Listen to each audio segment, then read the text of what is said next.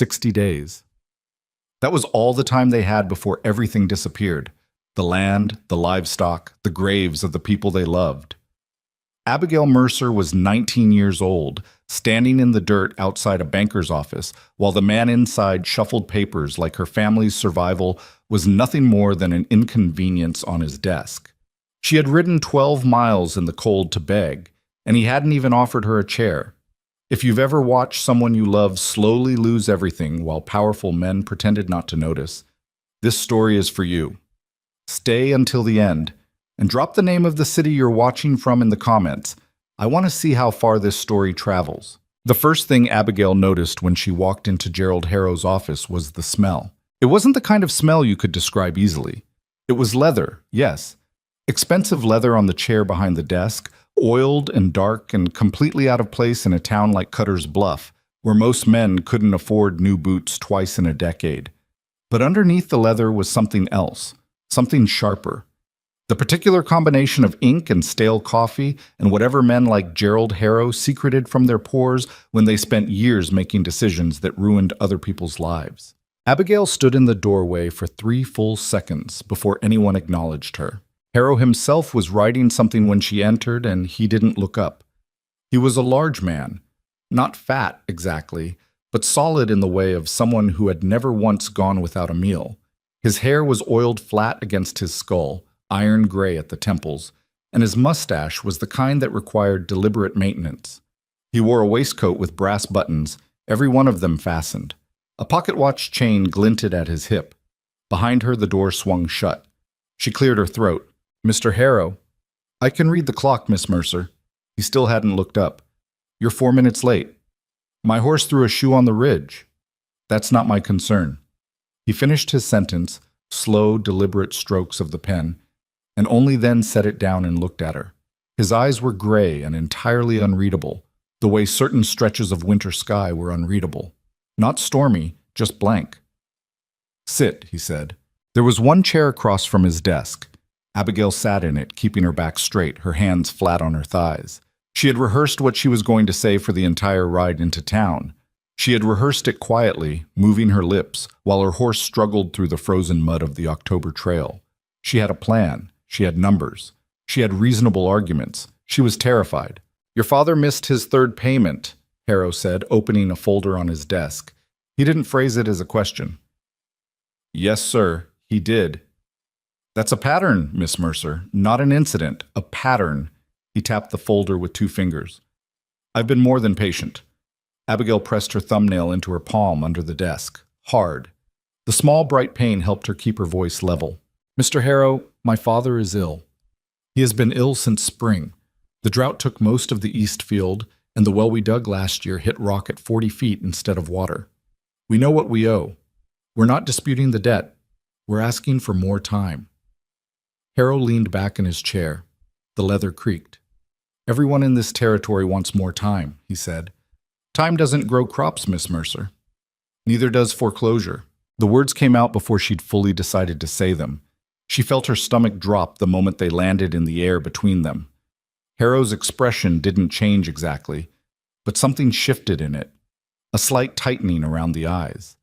The way a card player's face moves when someone finally plays something worth watching. "Bold," he said after a moment. "I didn't ride 12 miles to be meek, sir." He studied her. She let him. She had learned early, from her father, from years of watching him negotiate with suppliers and buyers and men who came to the farm to argue about water rights, that the person who breaks the silence first in a room like this usually loses something. Harrow reached into the folder and produced a sheet of paper. He set it on the edge of the desk closest to her. 60 days, he said. She reached for the paper. The full outstanding balance, he continued, plus the accrued penalty fees as listed on that document. If that amount is not delivered to this office within 60 days, the Mercer land and all structures thereon become the property of Harrow Lending and Trust. Standard procedure. Abigail looked at the number at the bottom of the page. She had expected it to be bad. She had not expected it to be quite that bad. Her father had been making payments for 11 years on a loan originally taken to survive the drought of 1871. She had seen the original loan document. had studied it, actually, the night before, crouched over the kitchen table with a candle, adding the numbers herself 3 times over. What Harrow had written on this paper didn't match. The penalties had compounded differently than the agreement specified.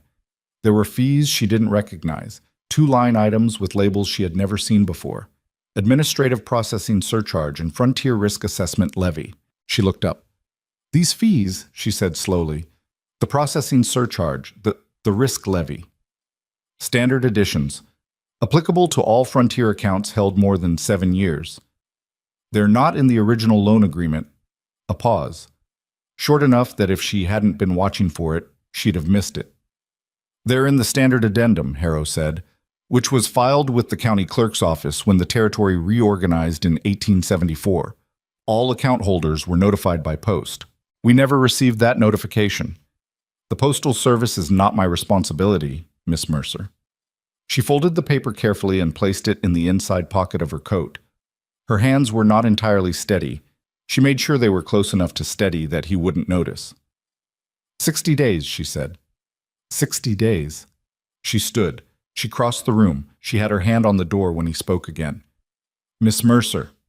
She stopped but didn't turn around. Your father's a decent man. I've always thought so. But decent doesn't pay debts. You do well to start thinking about what's salvageable before the clock runs out. A pause.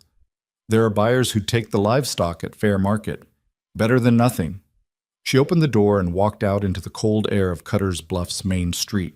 She stood on the boardwalk for a moment, breathing. A wagon rolled past, kicking up pale dust.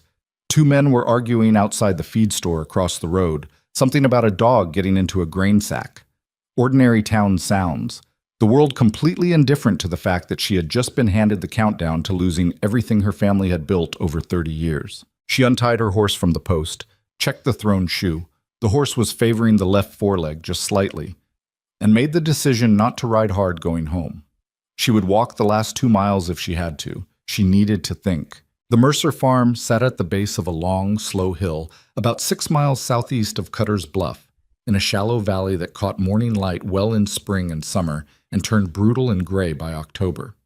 Once, it had been a genuinely good piece of land.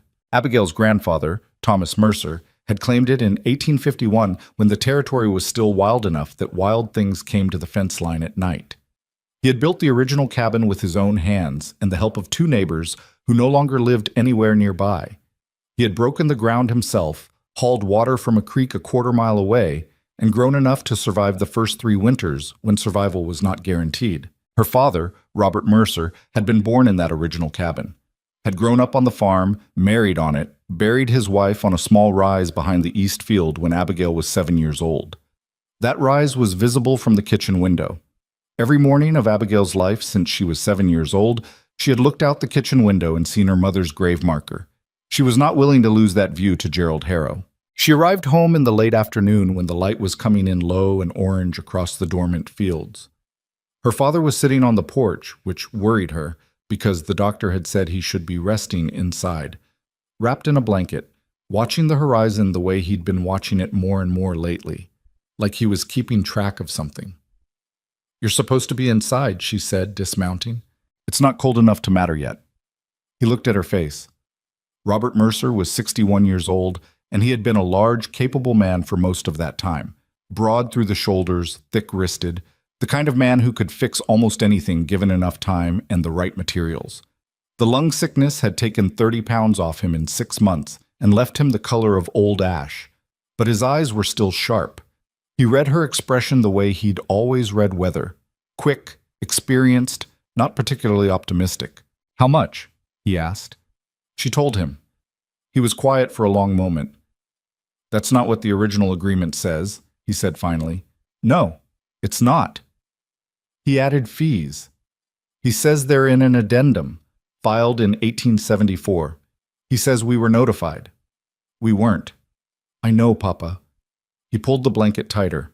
The wind had shifted, coming out of the northwest now, and it had real teeth in it. 60 days, he said, mostly to himself.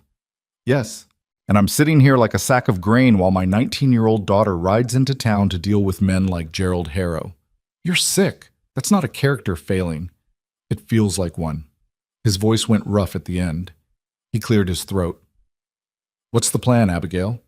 This was something she appreciated about her father, even now, especially now. He didn't spend energy on blame or self-pity. He moved to the practical. I need work, she said. Real work. Paying work. Not the kind I can find in town. She sat down on the step below his chair. Mrs. Colton mentioned last month that the Thornton Ranch was hiring. They're running cattle this season. Big operation. If they'd take me on, the Thornton Ranch is 40 miles from here. I know. Elias Thornton doesn't hire women. He doesn't usually hire women, Abigail corrected. That's different from won't. Robert looked at her for a moment. Then something happened in his face. A softening, which was worse than hardness would have been, because it meant he was tired in a way that went past the body. Your mother would have done the same thing, he said, ridden off to fix it herself. She would have already been halfway there by now. He almost smiled. Almost. 2 conditions, he said. You take old Jim for company. Old Jim is 80 years old. He's 64 and you know it. He'll help with the fences while you're gone, and you write when you can, not when you feel like it. When you can. Agreed, she said. And Abigail. She looked up. Be careful with Harrow, that man.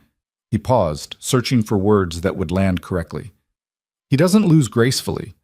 Whatever you're thinking about those fees in the addendum, whatever you think you can prove, be careful. She nodded. She didn't tell him what she'd noticed in the office. The slight hesitation when she'd asked about the fees. The way Harrow's hand had stilled just for a fraction of a second before he'd given his answer. She didn't tell him because she wasn't sure yet what it meant, but she had folded that piece of paper very carefully and placed it in the box under her bed where she kept the original loan document, and tonight, after dinner, she was going to sit at the kitchen table with a candle and go through every number one more time. She left 3 days later. The morning she rode out, the temperature had dropped overnight, and there was a skin of ice on the water bucket by the barn door. Old Jim, whose real name was James Purcell, a widower who had worked the Mercer land on and off for 20 years, stood by the gate and watched her go with the expression of a man who considered most human plans unnecessarily complicated, but had learned to keep that opinion to himself. Her father stood on the porch. Right, he said. When I can, she said. She didn't look back after the first bend, not because she didn't want to, because if she did, she might turn around. The ride to Thornton's ranch took 2 days with a stop overnight at a way station near the Broken Creek crossing. The way station was a single-room building run by a woman named Dora Hartwick, who charged 30 cents for a sleeping spot, coffee, and cornbread, and did not engage in conversation beyond what was strictly necessary. Abigail had met her twice before and respected her enormously. She shared the sleeping room with 3 other travelers, 2 cattlemen heading west and a surveyor who talked in his sleep. She lay on her blanket in the dark and listened to the wind move around the building and tried to organize what she knew. The loan was legitimate. The original amount, the original terms, the 11 years of payments her father had made, all of it was real and documented. The fees were not in the original agreement. She had read that document so many times in the past 3 days that she could reproduce it from memory. Harrow had said the addendum was filed with the county clerk in 1874. She had not yet been to the county clerk's office. That was a problem she couldn't solve from 40 miles away. But she could earn money. That was something she could do, and she could do it without losing ground on the other problem. She fell asleep sometime after midnight, with the surveyor muttering something indistinct about property lines, and woke before dawn with the kind of clarity that sometimes comes from very little sleep and cold air. She would get the job, whatever it took. The Thornton cattle ranch was not what she'd imagined. She'd expected something imposing, something that announced itself. Ranches run by men with money and a reputation for efficiency usually had a particular look: wide gates, painted fences, a main house positioned to be visible from a distance, like a statement of intent. Thornton's had none of that. What it had was scale. The first thing she saw coming over the low ridge that marked the eastern edge of the property was cattle. Hundreds of them, spread across the valley below in the particular way of animals that have good grazing land and know it. Beyond them were outbuildings, multiple barns, corrals, a bunkhouse, a smithy, arranged in a practical layout that prioritized function over appearance. The main house was large but not ostentatious. Timber and stone, built to last, with a deep covered porch running the full front length. It looked like a place where serious work happened. She rode in through the main gate just before noon. The first person she encountered was a ranch hand named Cole Draper, who was replacing boards on one of the corral fences and looked up at the sound of her horse with the expression of a man who had learned not to be surprised by things but hadn't entirely succeeded. "Help you?" he said. "I'm looking for Mr. Thornton. I've come about the hiring notice." Cole Draper looked at her for a moment. He was a compact man, somewhere in his 30s, with the particular build of someone who had spent years doing physical work in variable weather. His expression was not unfriendly, but it was carefully neutral in the way of someone who had opinions he'd decided to keep to himself for now. "He's at the north pasture," Cole said. "Won't be back till mid-afternoon." "I'll wait." "You're welcome to." He nodded toward the main house. "Mrs. Garrity's inside. She'll get you coffee." Mrs. Garrity turned out to be the ranch housekeeper, a stout, efficient woman in her 50s who did indeed provide coffee, and also bread and cold beef without being asked, which Abigail accepted with more gratitude than she showed. She sat at the large kitchen table and ate and looked out the window at the operation beyond. 2 hours later, she heard horses. She stood when Elias Thornton came through the door. He was taller than she'd expected, and younger. She'd built up a mental image over 2 days of riding, a man in his 50s probably, with the look of someone who had inherited money and learned to manage it. Someone comfortable. Someone who had never had to wonder whether the land under his feet might be gone next year. Elias Thornton was 32, maybe 33. Dark hair, not oiled, just dark, the kind that would have curled if it were longer. He had a lean, angular face that would have been handsome if it weren't so focused. Right now it was focused on something he was reading. He'd come in with a paper in his hand, still reading it as he crossed the kitchen. And he registered her presence not by looking up immediately, but by stopping. A beat. Then he looked up. His eyes were dark and direct. He took her in. Horse rider's posture, travel clothes, the particular careful stillness of someone who'd been waiting long enough to rehearse. And if he was surprised, he kept it small. "Miss Mercer, Abigail Mercer." She didn't extend her hand. Let him decide on formalities. "I saw your hiring notice in Cutter's Bluff. I've come to apply for ranch work." He folded the paper he'd been reading, set it on the table. "What kind of ranch work?" "Whatever you need done. I can ride, I can work cattle, I can handle a fence line or a supply run or anything in between. I've worked a farm my whole life. I'm not afraid of hard work, and I don't require accommodation." "How old are you?" 19.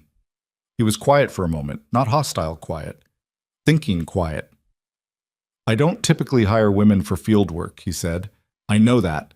I'm asking you to make an exception based on what I can actually do, not on category." Something moved across his face. She couldn't quite name it. Not amusement, exactly.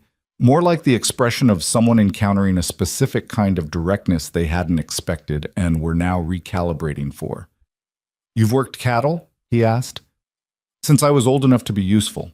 My father ran a mixed operation. Cattle, some sheep, crops. I've done everything on it." "Cole," he said. Cole Draper appeared in the kitchen doorway. He must have been just outside. "Take her to the South Corral," Thornton said. "The roan mare with the bad habit." Cole's eyebrows moved slightly. "You want to?" "I want to see what she does with a difficult horse." The roan mare's name, Cole told her as they walked toward the South Corral, was Trouble. He said it without irony, which suggested it was her actual working name and not an editorial. "What's the bad habit?" Abigail asked. "She crowds," Cole said. "Gets in close and shoves if she doesn't like you. Took a good-sized chunk out of Henderson's shoulder 2 weeks ago." "Does she respond to anything specific?" Cole glanced at her sideways. "You'll figure it out. Or you won't." Thornton came around the far side of the corral, positioned along the fence where he could watch without being in the way. He'd left his coat somewhere. He was in his shirt sleeves in the October cold, and either he didn't notice or he didn't care. Abigail climbed the corral fence and sat on the top rail for a minute, just watching the mare. The roan was a solid horse, 15 hands, good muscle, nothing wrong with her physically. She was moving along the fence line with a particular quality of restlessness that Abigail recognized. Not fear exactly. Something more like a standing argument. An animal who had decided that most humans were an imposition and had stopped pretending otherwise. Abigail could work with that. She dropped into the corral and stood still. The mare stopped moving and looked at her. Abigail did not approach.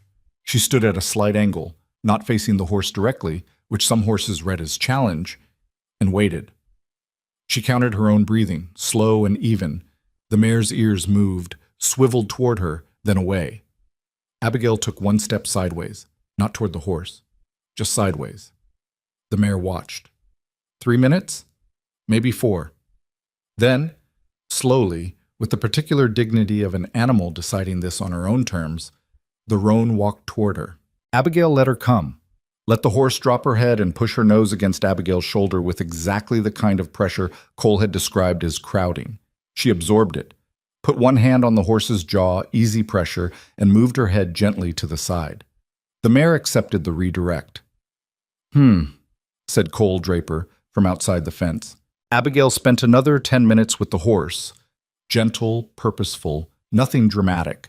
The mare tested her twice more, and both times Abigail held her ground without aggression, just quiet insistence, until the horse decided the point wasn't worth pressing. When she climbed back over the fence, Thornton was watching her with an expression she couldn't fully read. "You've done this before," he said. "My father always said difficult horses are easier than difficult people, less complicated motives." Something pulled at the corner of his mouth. "Barely. Room and board and standard wages," he said. "You'll start with fence work and supply runs until I see what else you can do. If you have a problem with any of that, say so now." "I don't have a problem with any of that," she said. "You'll be bunking in the separate room off the back of the main house. Mrs. Garrity's arrangement, not mine. There are rules here that apply to everyone. You break them, you're gone, same as anyone else." "Understood."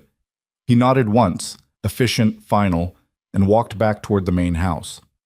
Cole was looking at her with a different expression now, still careful, but the neutrality had shifted a degree or two towards something that might, given time, become respect. "Don't let it go to your head," he said. That's the most words he's used to hire somebody in 2 years. The first week was the hardest, not because the work was beyond her. The work was hard, genuinely, relentlessly hard in the way of ranch work in October, when everything that needed to be done before winter arrived seemed to announce itself simultaneously. Fence lines to check and repair, cattle to move to winter pasture, supply runs into town on roads that were half frozen mud by morning and frozen solid by afternoon, equipment to maintain, hay to move, a section of the barn roof that needed patching before the first snow. She did all of it. She did it without complaint and without asking for help unless help was genuinely necessary. The hard part was the men. There were 11 ranch hands working Thornton's full-time at that point.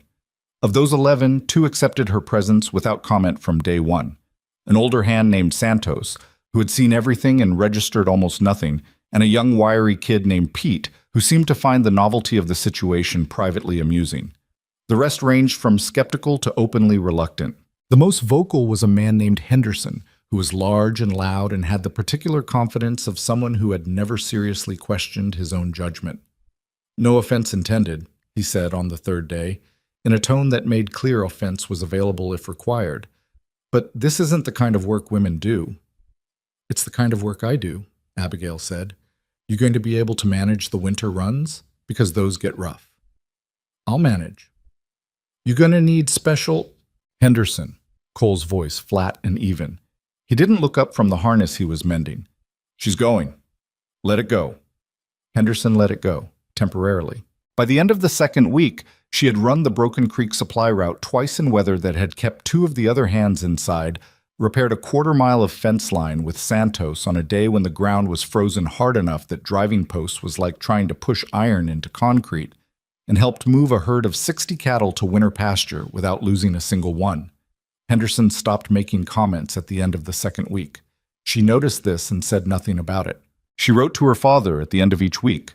Short letters, practical letters, the kind that told him she was fine and working and that he should rest. She didn't mention that she got up an hour before dawn most mornings to go over the loan numbers in her head, trying to work out exactly how much she could save in 60 days. The math was not encouraging. At the wages Thornton was paying, Fair wages, she would not complain about the wages. She could accumulate perhaps a third of what Harrow's document demanded, even if she could work the full 60 days without any expenses, even if her father could hold the farm together with old Jim, even if nothing went wrong. She needed more than money. She needed what was in the county clerk's office in Cutter's Bluff. Elias Thornton ran a good ranch the way some people play a precise instrument, with attention and without excess. He was not the kind of employer who showed up to check on work that didn't need checking. If he'd given someone a job, he expected it done, and he trusted that expectation until it was violated. He was also not the kind of man who talked about himself. Abigail noticed this gradually, the way you notice a gap in a room. Not immediately, but eventually, because the gap keeps being in the same place when you look. He spoke about the ranch constantly, about weather, cattle prices, water rights, what needed doing. He spoke about the hands in ways that showed he knew them, knew which ones needed clear instruction and which ones needed to be left alone, knew which ones were struggling with something and which ones were performing fine. He was not, as she had initially assumed, a man who kept distance out of coldness. He was a man who had learned somewhere to make himself the last subject worth discussing. She learned some things from Mrs. Garrity, not through direct questioning, which she suspected Mrs. Garrity would have declined to answer, but through the way conversation drifted when you shared a kitchen for enough breakfasts. He'd come to Cutter's Bluff territory 7 years ago, alone, with enough money to buy the land and start the operation, but not so much that building it out was effortless. He'd built it from a modest holding to one of the larger cattle operations in the territory through what appeared to be a combination of genuine competence and the kind of patience that most people couldn't maintain. He had no family locally, no one visited. He received letters sometimes. Mrs. Garrity had seen the postmarks. She was not a gossip, but she had eyes. From a town 400 miles east called Harrow's Crossing. Abigail heard that name and felt something catch in her chest like a burr. She didn't ask about it. Not yet. 3 weeks into her time at Thornton's, she was at the kitchen table after dinner, going over her numbers again. The loan document, Harrow's paper with the penalty fees, a running column of what she'd earned and what she needed, when she heard footsteps on the porch and looked up to find Thornton in the kitchen doorway. He stopped when he saw what she was doing. "Sorry," he said. "I didn't know anyone was still up. I'll clear out. You don't have to." He moved to the stove, poured himself coffee, stood with his back to her for a moment, and then turned around. His eyes went to the papers on the table. Farm documents? She considered how much to say. She had not told anyone here why she'd come. Not the whole of it. It was private, and beyond that, it was the kind of situation that invited people to form opinions about her father and her family that she didn't need floating around. But Thornton's gaze, when it landed on her, had a quality she'd started to recognize over 3 weeks. It was direct without being invasive. The look of someone who was genuinely asking rather than collecting ammunition. "A debt situation," she said, "on my family's farm." He came and sat across from her, which surprised her. He looked at the papers without touching them. "The banker in Cutter's Bluff?" he said. She looked up sharply. "How did you know it was a banker?" "I didn't. I guessed." A pause. "Is it Harrow?" The name sat in the air. "Yes," she said. Thornton looked at the table for a moment. Something changed in his expression. Not much, but enough. "Harrow added fees," he said. Not a question. "Administrative processing surcharge. Frontier risk assessment levy." She watched his face. "You know what those are?" "I've heard of them." His voice had gone very even. "How many families?" "I don't know. Just my family, as far as I know." "It's not just your family," he said. Silence. Outside, the wind had come up again, moving around the corners of the house. The fire in the stove ticked and shifted. "How do you know that?" Abigail said. Elias Thornton set down his coffee. He looked at her for a long moment, measuring something, though she couldn't tell what. "Gerald Harrow," he said carefully, "is my father." The room seemed to hold very still. "Your father," she repeated. "My father. His name was Elias Gerald Harrow. I changed my name when I left." His hands were flat on the table, completely still. "I left because of what I'd started to find out, what I'd seen in his office, in his records, when I was young, and he was still—" He stopped. Started again. "I left because I couldn't stay and pretend I didn't know. Abigail looked at him. This man who had given her a job and fair wages and a room and had spent 3 weeks being the most straightforwardly decent employer she had ever encountered. "How long have you known?" she said. "About the fees, about what he was doing." "Long enough," he said. "Long enough that I should have done something before now." The words fell between them like stones into water. "What did you do instead?" she asked.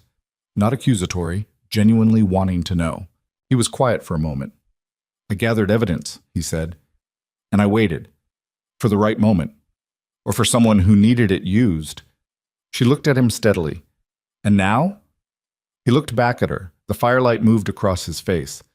"And now," he said, "I think maybe I've been waiting long enough." Neither of them moved for a long moment after Elias said it. Abigail sat with her hands on the table, on top of her father's loan papers, and looked at this man she had known for 3 weeks. This man who had given her work when he didn't have to, who ran a clean operation, who paid fair, who had never once made her feel like she was tolerated rather than employed, and tried to fit this new information into the shape she'd already built of him. It didn't fit cleanly. That was honest. "You gathered evidence," she said, "and then you moved 400 miles away and built a cattle ranch." "Yes. That's not doing something about it." "No," he said. "It's not." His voice was flat when he said it.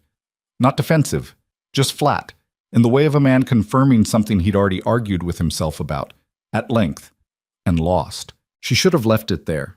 It was late, she had a dawn start, and this conversation had moved into territory that neither of them had planned for. But she had ridden 12 miles to sit in Gerald Harrow's leather-smelling office and come back with a paper that was eating her father alive from the inside out, and she was not in a patient mood. "How long have you had the evidence?" she asked. He turned his coffee cup slowly on the table. "Once. 7 years." 7 years. "When I left, I took what I could carry without it being noticed. Letters, copies of agreements, a ledger page I photographed onto a contact sheet." He paused. "The kind of thing a 19-year-old takes when he doesn't fully understand what he has yet." "And after you understood?" "After I understood, I was already here, already building this." He looked out the dark window. "And the longer I waited, the harder it got to explain why I'd waited." Abigail thought about that. There was something in it she recognized. The way a thing you mean to do next week turns into next month, turns into something you've built an entire life around not doing. She had seen it in other shapes and other people. It wasn't cowardice exactly. It was the weight of consequence getting heavier the longer you carried it. That didn't make it right, but it made it human. "My father has 60 days, she said. "Whatever else is true, that's what I'm working with." "I know." "Can the evidence you have be used, legally, by someone in a position to act on it?" "That depends on the sheriff." He said it like a man who had thought about this particular sentence from multiple angles. "Bill Creedy has been sheriff in Cutter's Bluff for 9 years. He's not corrupt. I don't think he's corrupt, but he's careful. He won't move on a man like Harrow without documentation that's airtight." "Is yours airtight?" A pause that was a fraction too long. "It's strong. Whether it's airtight depends on what's in the county clerk's files." She looked at him. "The addendum Harrow mentioned, filed in 1874. If it exists, it would legitimize the fees. If it doesn't..." He stopped. "If it doesn't," Abigail finished, "then every family he's applied those fees to has a case." "Yes." She folded her hands on top of the loan paper. Outside, something moved against the side of the barn. Wind caught, nothing dangerous, but it made a sound like a slow knock. "I need to go to the county clerk's office," she said. "Yes. And you need to decide whether you're going to give me access to what you've been holding for 7 years. He looked at her directly. In the firelight, his face was all shadow and angle, and for a moment she could see the shape of what he must have looked like at 19. Younger than the ranch, younger than the competence, younger than all the careful distance he'd built around himself. A young man who had looked at his father's ledger and understood what it meant, and had the particular lonely misfortune of being the only person in the room who could see it. "I'll show you in the morning," he said. "What I have." She nodded. They both sat there another minute, neither of them speaking. The fire shifted, the wind moved. Then she gathered her papers and said goodnight, and he said goodnight, and they went their separate directions in the house, and neither of them slept particularly well. She could tell in the morning from the way he was already at the stove when she came down, which was before 5, before any of the hands, before even Mrs. Garrity, that he'd been up for a while. He didn't say anything about it, just poured her coffee and nodded toward the back of the house. The room he led her to was small and clearly used as a combination of office and storage. There was a desk, a chair, shelves crowded with the practical paperwork of running a large ranch, contracts, breeding records, weather logs, supply invoices. And in the bottom drawer of the desk, locked, a flat wooden box that he set on the desktop and opened with a key on his watch chain. Abigail looked at what was inside. She had expected a small collection, a few letters, a ledger page, the kind of thing a 19-year-old grabs in a hurry. What she found was considerably more organized than that. He'd spent 7 years not doing something about this evidence, but he had spent at least part of that time sorting it. There were 12 letters, each dated, each folded and labeled in a small, neat hand. There were 3 ledger pages, not 1, 3, removed so carefully that the binding edges were clean. There were 2 documents she recognized as loan agreements with handwritten additions in the margins, additions that were not initialed by the borrower. There was a contact photograph, small and slightly blurred, of what appeared to be a second set of books. She picked up the photograph carefully. A second ledger, she said. He kept 2, the one he showed borrowers and the one that showed what he was actually collecting. I found the second one by accident when I was 12. I didn't understand it then. He stood back, arms crossed, watching her go through the box with an expression she couldn't read. I understood it by the time I was 17. And you left at what? 19? 18. She set the photograph down and picked up the loan agreements with the margin additions. Read through them slowly. The handwriting in the margin was Gerald Harrow's. She'd seen his handwriting on the document he'd given her. The additions were small, precise, written as if they'd always been there, as if they were part of the original agreement. But the ink was a slightly different shade on 2 of them, and the pen pressure was different. She wasn't an expert, but she had eyes. These were altered after the fact, she said. I believe so, but belief isn't proof. An ink analysis would be proof. Yes, which requires someone with the authority to order one. She set the agreements back in the box, stood up, and looked at him. If Harrow finds out you're the one who brought this forward, she said, what happens? He was quiet for a moment. He has lawyers, he said. Good ones. He'll call it a personal vendetta, a disgruntled son with a grudge. It'll complicate things. A beat. He's my father. That cuts both ways in a courtroom and a community. But you're going to do it anyway. He met her eyes. I'm going to do it anyway. She believed him. She wasn't entirely sure why she believed him as completely as she did. She'd known him 3 weeks, and people said things they meant and then revised them when the consequences got specific. But there was something in his voice when he said it that didn't have the quality of performance. It was the voice of a man who had made a decision that had been sitting in him for a long time and finally found its moment. All right, she said. Then here's what needs to happen. She laid it out. Not because she was in charge. This wasn't her operation. This was his evidence and his history and ultimately his risk. But because she had been running numbers and plans in her head for 3 weeks and she needed to say them out loud to see if they held, she would go to Cutter's Bluff. She would visit the county clerk's office and request access to the 1874 addendum Harrow had cited. If it existed and was legitimate, they would know what they were working with. If it didn't exist, or if it had been filed irregularly, that itself was information. Thornton would make copies of the most critical documents in the box. Clean copies, witnessed, with dates.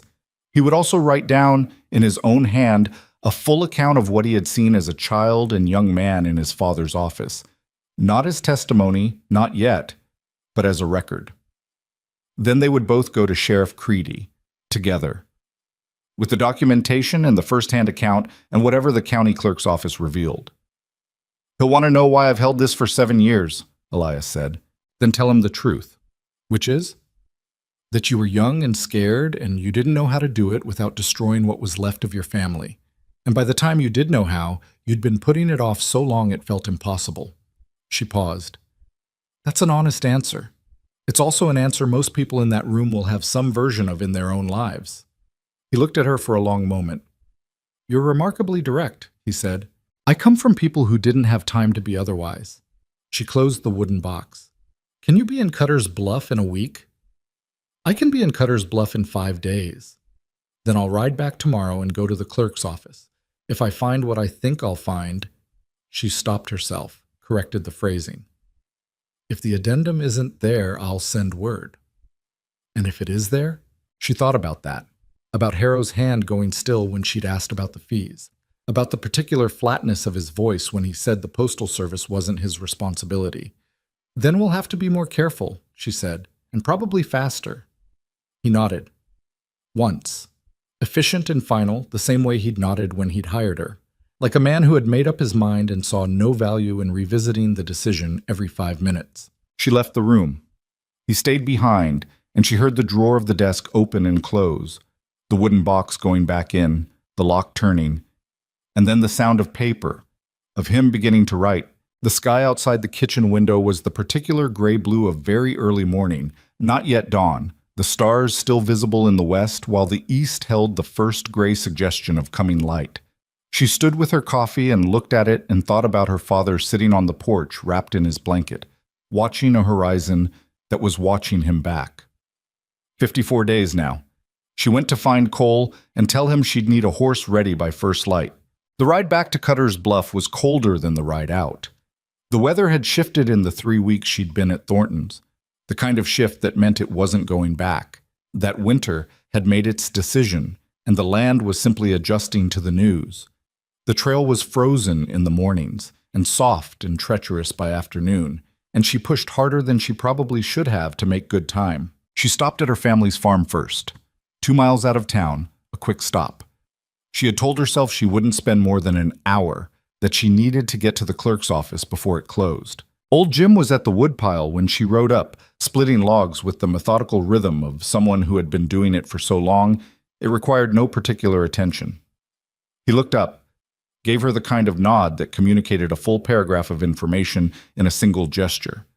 Everything's fine, nothing's collapsed, your father's still breathing, don't make it into more than it is, and went back to splitting. Her father was inside. He was at the kitchen table.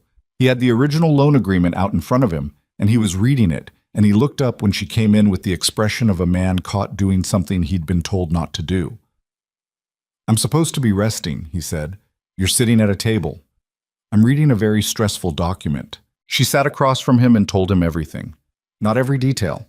Not the full story of Thornton's father. Not yet, because there were still too many open pieces for her to present it as anything other than a developing situation. But she told him enough, that she'd found an ally with real evidence, that there might be more to the fees than simple greed, that there might be something provably illegal in how they were applied, that she was going to the county clerk's office this afternoon. Her father listened without interrupting. That in itself meant something. He was a man who normally interrupted, who asked questions in the middle of your sentences, who couldn't sit still through an explanation. The fact that he sat and listened all the way through told her something about how tired he was.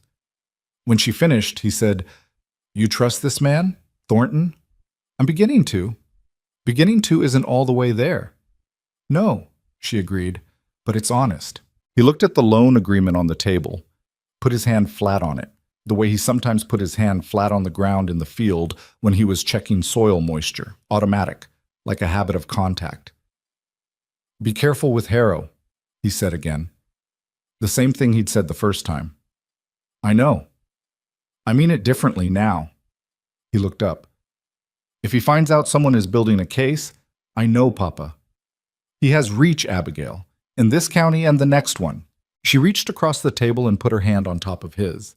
His hand was cold. She didn't say anything about that. "I'll be back before dark," she said.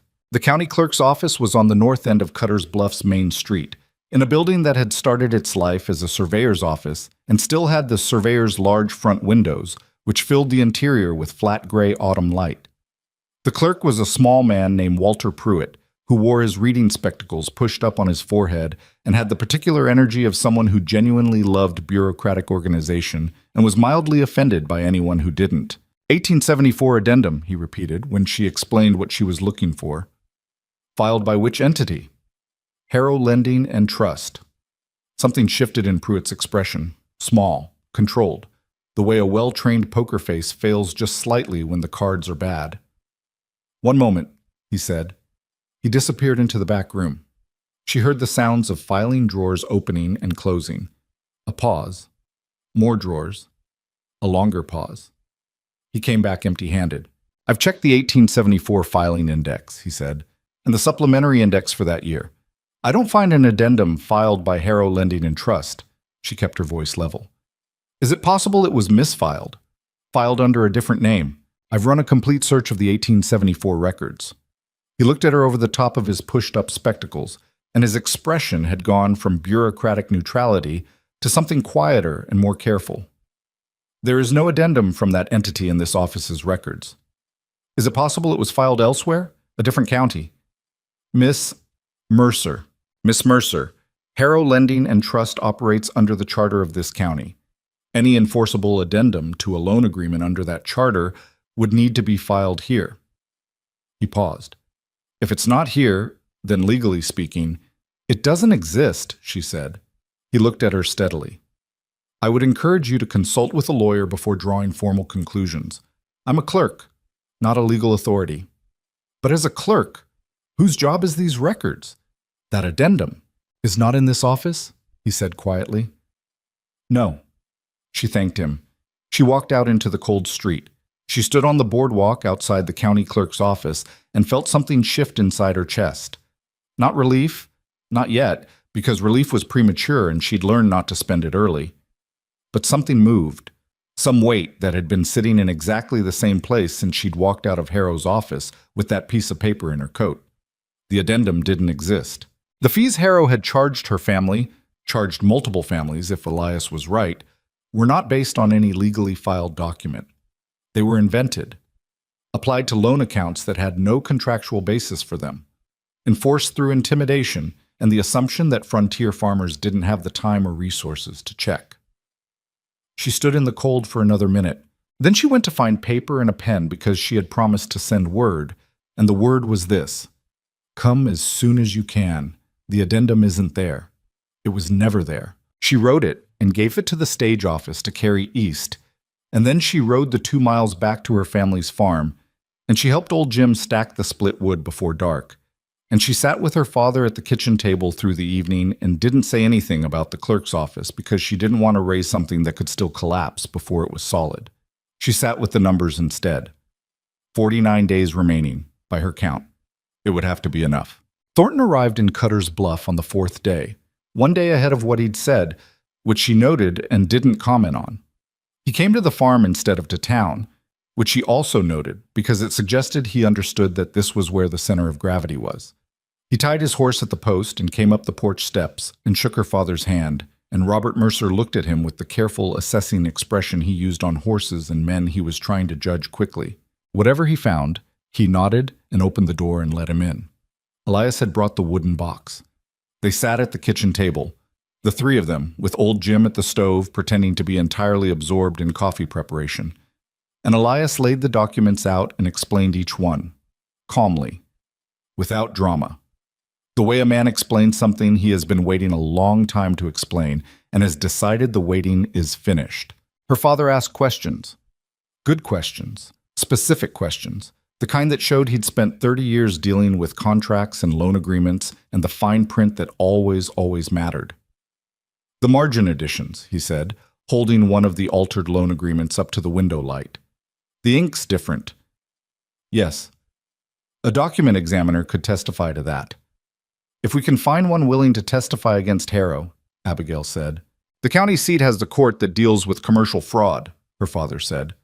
He set the document down. He was looking at Elias now with an expression she hadn't entirely seen on him before. Not the assessment anymore, but something that had moved past it.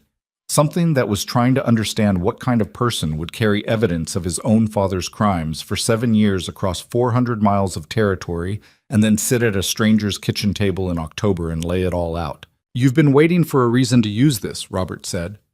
Not accusatory, just reading it aloud. "Yes," Elias said. "And my daughter showed up at your ranch." "Yes." Her father was quiet. The fire popped. Old Jim poured himself more coffee he didn't need.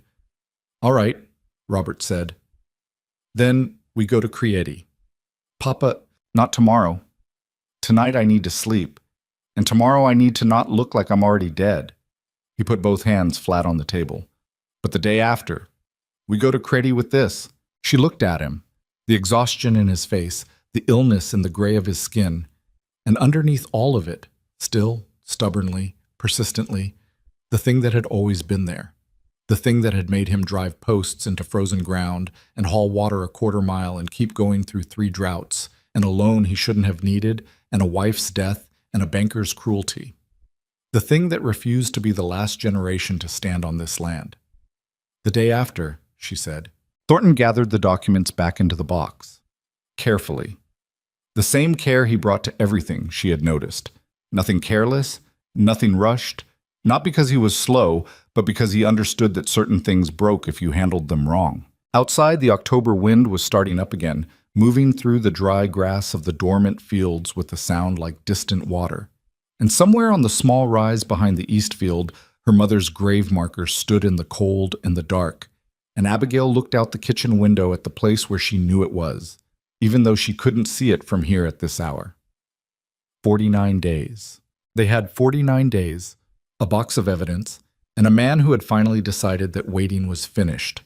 It would have to be enough.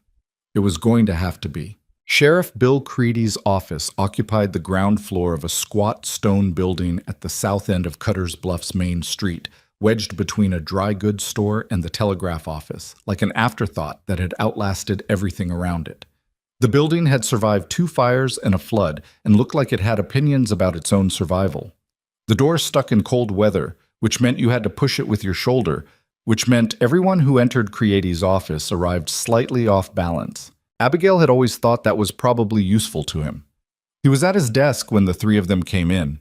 Abigail first, then her father moving carefully, then Elias with the wooden box under his arm. Credi looked up from whatever he was writing and took them in with the unhurried attention of a man who had learned that the first 10 seconds of reading a situation were the ones that mattered most. Bill Creedy was 53 years old, broad through the chest, with a close-cropped gray beard and the particular posture of someone who had been shot at enough times that he'd stopped letting it change how he sat. He was not a dramatic man.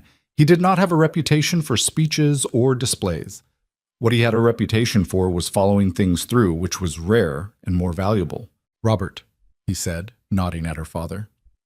Then, "Miss Mercer." Then, at Elias, a longer look. "Don't believe we've met. Elias Thornton. I run the cattle operation east of Broken Creek. I know the ranch?" Crady set down his pen. "Sit down, all of you." There were 3 chairs. Old Jim had stayed at the farm. This was not his fight, and he knew it, and he'd expressed his awareness of this by going back to the woodpile without being asked. They sat, and Creedy folded his hands on the desk and looked at them in the way of someone who had decided to let other people talk first. Her father spoke. She had suggested this on the walk over him, not because he could explain it better than she could, but because Creedy had known Robert Mercer for 20 years, and there were situations where the first voice in the room mattered as much as what the voice said. Her father laid it out plainly. The original loan, the missed payments, the 60-day notice, the fees that weren't in the agreement. He spoke slowly, which was partly illness and partly deliberate, and he looked at Creedy steadily throughout. When he finished, Creedy said, "The addendum." "Doesn't exist," Abigail said. "I went to the county clerk myself. Walter Pruitt searched the full 1874 filing index. There is no addendum from Harrow Lending and Trust in this county's records." Creedy was quiet for a moment. He picked up his pen and set it back down. "Pruitt told you this directly." "He told me the addendum is not in this office's records. He was careful about his wording. He said to consult a lawyer before drawing formal conclusions, but he was clear." "All right." Creedy looked at the wooden box on Elias's knee. "And that?" Elias set the box on the desk and opened it. What followed was 40 minutes that Abigail would remember afterward, not as a single stretch of time, but as a series of specific moments. The way Creedy's face changed when he read the first altered loan agreement, the sound of paper moving as he went through the letters, the particular silence that fell over the room when he looked at the contact photograph of the second ledger. He asked questions. Good, specific questions. The kind that showed he was building something in his head as he went, assembling pieces into a structure. He asked Elias how old he'd been when he first saw the second ledger. He asked how the letters had been preserved. He asked about the margin additions. How certain was Elias that the ink was different, not just his perception of it? I'm certain they were altered, Elias said. Whether that holds up under examination is what I'm telling you needs to happen. An ink analysis. Yes. That requires sending documents to the county seat. Takes time. How much time? Creddy looked at Robert. How many days do you have left on the notice? 47, Abigail said. Creddy leaned back. The chair creaked. He looked at the ceiling for a moment. Not dramatically, just thinking, the way a man looks at nothing in particular when he's working something through. The addendum being absent is my strongest immediate piece, he said, mostly to himself. Then to Abigail. If Harrow applied those fees to your father's account without a legal basis on file, that's grounds for a fraud complaint. I can file that complaint and open a formal investigation, which triggers a stay on the foreclosure notice while the investigation is active. Abigail sat very still. A stay. The clock stops while the complaint is under investigation. Harrow can't legally proceed with foreclosure during an active fraud inquiry. He paused. But I need Pruitt to give me a written statement confirming the addendum's absence, and I need your father's original loan agreement. We have it, she said. I'll need it today. He looked at the wooden box.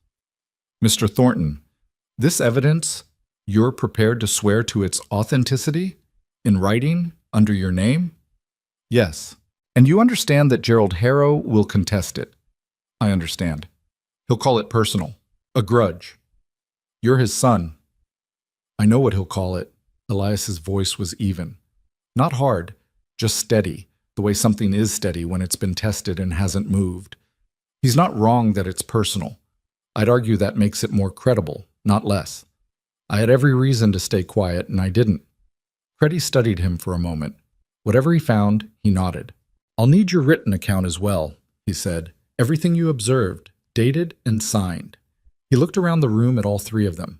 This doesn't move fast. Even with the stay, the investigation could take months, and Harrow will fight it. We know that, Robert said. He has lawyers. So I've been told. Good lawyers. Men who've handled cases like this before. He paused. I'm telling you this not to discourage you, but so you walk out of here with realistic expectations. What I can do is stop the immediate clock and open the inquiry. What happens after that depends on what the county seat decides to do with it. But the clock stops, Abigail said. If I file today and the complaint is accepted, yes, the clock stops. She looked at her father. He was looking at Creddy with an expression she couldn't entirely read. Tired, yes, and careful, but underneath those things something that was almost, not quite, the beginning of relief. The same way a man who has been holding something very heavy for a long time looks when someone offers to help carry it. Not sure yet. Not wanting to put the weight down before he's certain the other hands are there. File today, her father said. Creddy picked up his pen. What happened next was bureaucratic and slow and necessary. Creddy drafted the complaint in his careful, plain handwriting. No flourishes, no legal theatrics, just the facts laid out in order. Abigail retrieved the original loan agreement from her coat. Elias began writing his account on the paper Creddy provided, sitting at the small side table near the window, writing without stopping, without crossing things out, as if he'd been composing the words in his head for years, and was now simply transferring them to the page, which he probably had been. She sat and watched him write and felt something strange. Not quite gratitude, because gratitude felt too simple for whatever this was. Something closer to the feeling of finding out that a problem you'd thought was entirely yours had more dimensions than you'd seen. That you'd been carrying one side of something that had another side entirely, held by someone you hadn't met yet. She didn't examine the feeling too closely. There wasn't time. They were in Creddy's office for 2 hours. When they left, the sheriff had the complaint drafted, the loan agreement in hand, and a note to visit Walter Pruitt before the end of the day. He had also, quietly, asked Elias to leave the wooden box. I'll give you a receipt, Creddy said. Keep the receipt, Elias said. Creddy looked at him. A beat. All right. Outside, the three of them stood on the boardwalk in the cold afternoon light. A few people moved along the main street. A woman with a market basket, two men on horseback, someone sweeping the steps of the dry goods store next door. "Now we wait," her father said. "Now we wait," Abigail agreed. Robert looked at Elias. "You're staying in town for a few days? I want to be available if Creedy has more questions." "You're welcome at the farm." Her father said it simply, without the weight of obligation, just an open door. The way he'd always offered things, matter-of-factly, because to him hospitality was practical and not particularly complicated. Elias looked at him for a moment. "Thank you. I'll stay in town tonight, check on a few things." Her father nodded, looked at both of them. There was something in his face that he kept carefully neutral, and Abigail noted it and let it go. He was perceptive, her father. He noticed the way people stood near each other. He had always noticed. They walked back toward the end of town where their horses were tied, and the cold settled around them, and nobody said what all three of them were thinking, which was that the next step wasn't theirs to take. Gerald Harrow found out in 3 days. She didn't know exactly how. Creedy hadn't announced it, and Pruitt was not a man given to gossip, and Elias had gone back to the ranch the morning after their first night in town. But by the 3rd day, Harrow knew. She found out he knew because he came to the farm. She was in the east field with old Jim, checking the fence line along the property boundary. A job she'd taken on because it was useful, and because it kept her occupied, and because watching the horizon helped her think. When she heard horses on the road and turned to see 2 riders coming through the farm gate, Harrow rode in front. Behind him was a man she didn't recognize. Younger, city-dressed, carrying a leather satchel across his saddle horn. A lawyer, she assumed, from the satchel and the careful way he sat a horse, like someone who'd learned to ride as a professional necessity rather than a way of life. She reached the porch before they did. Her father was inside.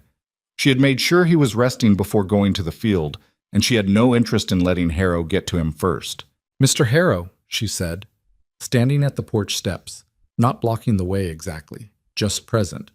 He reined in and looked at her from horseback. His expression was not what she'd expected. She'd expected anger, or the pretense of calm overlaid on anger. What she got was something colder than either, the expression of a man who had decided exactly what was happening and what he intended to do about it. "Miss Mercer," he said, "I'll speak with your father. My father is ill. I handle the farm's affairs." "This is not a farm affair. This is a legal matter." "Then speak to our lawyer." They didn't have a lawyer. She filed that problem away to deal with later. Harrow looked at her for a moment. The man with the satchel was very still beside him, watching her with the particular assessing attention of someone whose job was to notice things. "You've filed a fraud complaint," Harrow said. "Against me. Against my institution." Sheriff Creedy filed the complaint, based on information we provided. Based on information provided by a disgruntled young man with a personal grievance who happens to be my son. His voice was controlled, precise. "I want you to understand something, Miss Mercer, and I want you to understand it clearly. Whatever Elias has told you, whatever he has given you, he is not a reliable source. He left under difficult circumstances, and he has had 7 years to construct a narrative that serves his own purposes." "The addendum doesn't exist," she said. "That's not a narrative. That's the county clerk's records." Something moved across his face, quickly contained. "Filing systems contain errors," he said.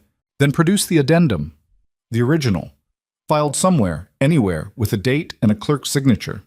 She kept her voice level, flat, the way Creedy's voice was flat, not emotionally uninvested, but controlled because control was the only advantage she had. "If the addendum exists, produce it. The complaint goes away. I'm not here to negotiate with a 19-year-old girl standing on a porch." "Then I'm not sure why you're here." The silence stretched out. A crow landed on the fence post at the edge of the yard and sat there, watching with the complete indifference of its kind. "You're making an error," Harrow said. "Whatever you think you're accomplishing, you're making an error. This territory is not so large that a man in my position can't make things difficult for people who create problems." She heard the specific shape of what he was saying. Not a direct threat. He was too careful for direct threats. But the outline of one. The suggestion of difficulty without its specification. "Are you threatening me, Mr. Harrow?" "I'm advising you." "I'll pass the advice along to Sheriff Creedy," she said. He looked at her for another moment. Then he turned his horse without another word, and the lawyer with the satchel followed, and they rode back through the gate and onto the road and disappeared in the direction of town. She stood on the porch for a minute after they were gone. Her hands were not shaking. She was mildly surprised by this. The door opened behind her and her father appeared, wrapped in his blanket, not remotely resting. "You were listening," she said. "I was in my own house," he said. "He's going to fight it." "Of course he's going to fight it." He came to stand beside her. He smelled like the wood smoke from the stove and the particular medicinal tea the doctor had prescribed, which he drank 3 times a day and complained about twice. "What did you read in him?" She thought about it. About the expression on Harrow's face when she'd said the addendum didn't exist. The quick containment afterward. "He's worried," she said. "He's not showing it, but he's worried. If he wasn't, he wouldn't have come here himself." A worried man with money and lawyers is still dangerous. Yes. More dangerous sometimes. I know. She looked out at the empty gate. "I need to write to Thornton." She did. That evening, at the kitchen table, by lamplight. Short and specific, the way she'd learned to write letters on the frontier where paper and time were both finite. She told him about Harrow's visit, about the shape of the threat, about the fact that they needed now to think about whether anyone else in the county had been charged those fees, because Creedy's complaint was stronger and the case was larger if Harrow had done this to multiple families. She sent it with the morning stage. His reply came back in 4 days. Not a letter. He came himself. She was at the south fence this time, repairing a section that had gone down in a wind. She heard his horse before she saw him, and she kept working, driving the post, testing its set. Because stopping what you were doing every time a person arrived had a way of signaling things you hadn't decided to signal yet. He tied his horse to the fence and came around to where she was working and didn't say anything for a moment, just watched. "You're here fast," she said. "I stopped at Cready's on the way in." He crouched down and held the post she was working on steady without being asked. "He's hearing from 2 other families." She looked up. They came forward after word got around that a complaint had been filed. 2 farm families, both with Harrow loans longer than 7 years, both charged fees that match yours. He met her eyes. "Creedy's expanding the inquiry." She sat back on her heels. The wind was cold and direct, and it found the gap between her collar and her hat the way wind always did. "That changes things," she said. "It changes things considerably. Harrow can dismiss my account. He can't as easily dismiss 3 separate families showing identical unauthorized charges applied the same way. His lawyers will still argue the addendum exists, that it was filed elsewhere, that there was a clerical error, that the families were all notified and simply failed to keep the records. They'll argue it," he agreed, "but arguing and proving are different." He paused. "There's something else." She waited. "I had a letter from my father," he said, "before I left the ranch." The wind moved through the dry grass. Somewhere in the distance, one of her father's cattle made a sound that carried across the cold air. "What did it say?" Elias was quiet for a moment. Not the thinking quiet she'd seen from him before, but a different kind. The kind of quiet that comes when you're deciding how much of something is yours to say and how much belongs to the person you're saying it to. "He offered to settle the Mercer debt," he said, "in exchange for dropping the complaint." She felt the cold in a different way suddenly. "Just the Mercer debt?" "Yes." "Not the other families?" "No." She stood up, turned and looked at the fence line, at the dark posts and the wire, at the dormant field beyond, at the rise behind the east field where her mother's grave marker stood small and gray against the white winter sky. "He thinks I'm the weak point," she said. "He thinks you're the one with the most immediate need." Elias's voice was careful, not instructing her, just presenting it. "He thinks if your family's debt is erased, you'll pull back. And without you, the other families might not have the organization to continue." She turned back to him. He was watching her with that direct, unreadable look, not quite neutral anymore, she had noticed over the weeks. There was something in it now that hadn't been there in the beginning, something that was paying attention in a way that went past professional observation. "What did you write back?" she asked. "I haven't written back yet." A pause. "I wanted to talk to you first." She looked at him. This man who had carried 7 years of evidence and crossed 400 miles of territory and finally chosen a moment to stop waiting. who had sat at her father's kitchen table and laid it all out without flinching, who was now here at her south fence line in the cold, crouched in the dirt, holding a fence post steady, asking her what she thought before he answered his own father. "Right back, no," she said. He held her gaze. "That's what I thought you'd say. If we settle for just us, the other families lose their best chance. And in 5 years, when Harrow decides the trouble has passed, he does it again. To someone else." She picked up the wire stretcher. "Right back, no." "All right. And tell him—" She stopped, reconsidered, let out a short breath. "No. Don't tell him anything else. Just no."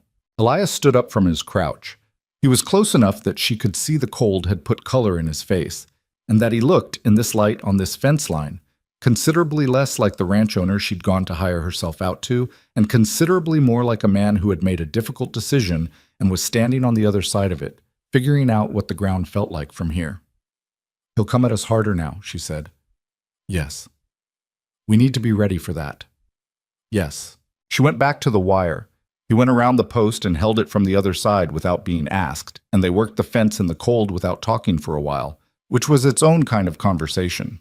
When the section was done and the tools were gathered, they walked back toward the farmhouse together.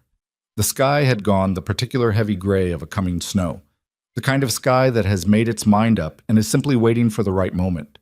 The crow was back on the fence post by the yard gate, or another crow was there, which amounted to the same thing. Her father was on the porch. He'd stopped pretending to rest indoors somewhere in the last week. He watched them come across the field and up to the gate, and his expression was the careful neutral she'd seen before, with the particular quality of a man who noticed things and was deciding which of them to mention. He opened the gate for them. "Snow tonight," he said. "Looks like it," Elias agreed. You'll stay." Not a question. Her father's kind of hospitality. Matter of fact, practical. A door opened so straightforwardly that declining it would require more effort than walking through. Elias looked at the sky. "If it's no trouble." "Never is," her father said, and went back inside. She caught the expression that crossed Elias's face when he said that. Brief, quickly gone, the way certain expressions are gone before the person wearing them knows they were there. Something between surprise and something older. Something that looked like the face of a person encountering a version of normalcy they'd been away from long enough to have almost stopped expecting. She didn't say anything about it. She went inside to help with dinner, and the snow started an hour later, falling slow and straight in the still air, covering the dormant fields and the fence line they'd repaired, and the road to Cutter's Bluff, and everything else in the quiet, indifferent way of winter, blanketing the landscape without asking permission, without regard for what was buried underneath, or what was still growing, or what the people inside the warm house with the lit windows were planning to do come morning.